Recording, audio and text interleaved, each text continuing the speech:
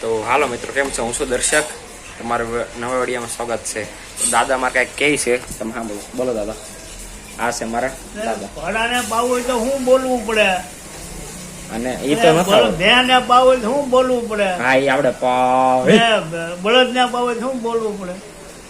બળદ ની તો ખબર, મને ભેં ની ખબર. પાહી ભેં તો એમ કેવાય. ઘોડાને પાણી પી લે હાલે. બીજું તો શું કેવાય? એમ થોડું પાણી પી લે તો કેમ પીવે?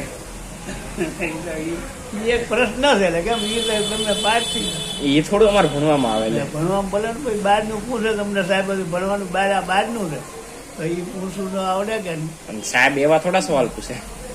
પૂછે કદાચ તો હું એનો કરું. તમે કયો ને ઉતર, તમને આવડે? મને તો આવડતું હોય ને. તો કયો ને શું કેવાય ઘોડાને? જો બળદ ને ઘોડાને પાવ હોય ને તો તરો તરો શું કેવાય? તરો તરો તરો તરો. ઘોડાને પાવાટું તરો તરો તો પીવે. એને હાટું પાહી. અને બળદ ને પાવે તો પાવ ભાઈ પાવ તો પીવે. બળદ ને પાવ. જો મિત્રો, આ છે ઉત્તર. હવે તમને આવડતું હોય તો કમેન્ટમાં કહેજો, બાકી મને તો કઈ આવડ્યું નહીં. હવે તમે અમે મળશું આગલા વિડીયોમાં. જય શ્રી કૃષ્ણ.